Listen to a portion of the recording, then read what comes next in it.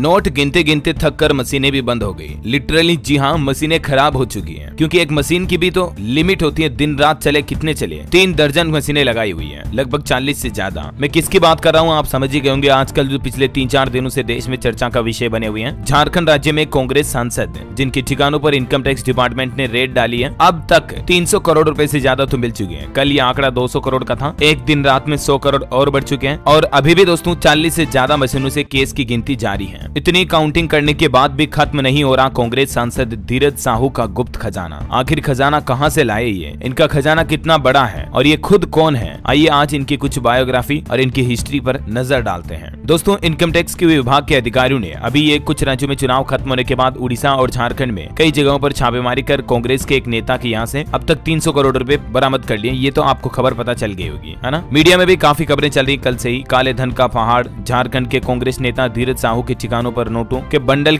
निकल रहे हैं, अलमारियां भरी हुई हैं। लिटरली ये तस्वीरें देखिए जरा आप, कितनी गड्डियां और बंडल हैं। बताया जा रहा है कि अभी तो नोटों को गिनने में 2 दिन और लगेंगे। 50 मशीनें लगी हुई, उसके बावजूद भी कई बड़ी मशीनें और मंगाई गई हैं। और आपको पता होगा, इस घटना के बाद कल देश के प्रधानमंत्री नरेंद्र मोदी ने भी ट्वीट करते हुए लिखा था कि कांग्रेस के घोटालों के करोड़ों रुपए अब निकल रहे हैं। जनता से जो लूटा उसकी पाई पाई लौटानी होगी, ये मोदी की गारंटी है। पीएम मोदी ने अपने ट्वीट में लिखा कि देशवासी इन नोटों के ढेर को जरूर देखें और फिर इन नेताओं की ईमानदारी के भाषण को सुने। जनता से जो लूटा है वो मोदी की गारंटी है कि वापस लौट आएगा। खैर, राजनीतिक बातें चीतें तो चलती ही रहेगी। ये जो हमारे सांसद साहब हैं, इनको एक तो शूटिंग का बहुत शौक है, निशानेबाजी का। तो चलिए शुरुआत से शुरू करते हैं। नाम है इनका धीरज साहू। कौन है आखिर धीरज साहू? जन्म 23 नवंबर 1955 को झारखंड के रांची शहर में। धीरज प्रसाद साहू के पिता का नाम राय साहब बलदेव साहू और माता का नाम सुशीला देवी। ये रांची के मारवाड़ी कॉलेज से बीए तक की पढ़ाई की इन्होंने। 3 बार राज्यसभा सांसद रह चुके हैं। धीरज खुद को अपने आप को एक कारोबारी भी बताते हैं। इनके पिता राय साहब बलदेव स्वतंत्रता की लड़ाई में भी शामिल रहे। आजादी के वक्त से मतलब इनका परिवार कांग्रेस से जुड़ा हुआ है। और धीरज ने भी अपने राजनीतिक करियर की शुरुआत यूथ कांग्रेस से की, जब पहली बार 1977 में लोहरदगा जिला यूथ कांग्रेस में धीरज शामिल हुए। इनके भाई शिव प्रसाद साहू भी रांची से 2 बार कांग्रेस के टिकट पर लोकसभा सांसद रह चुके हैं। 2018 में दायर हलफनामे में अपनी संपत्ति 34 करोड़ रुपए बताई थी इन्होंने और 2 करोड़ रुपए की चल संपत्ति भी बताई थी। लेकिन अभी अचानक देखिए ऐसा क्या हो गया कि नोटों के ढेर लग गए, बंडल लग गए, पहाड़ लग गए।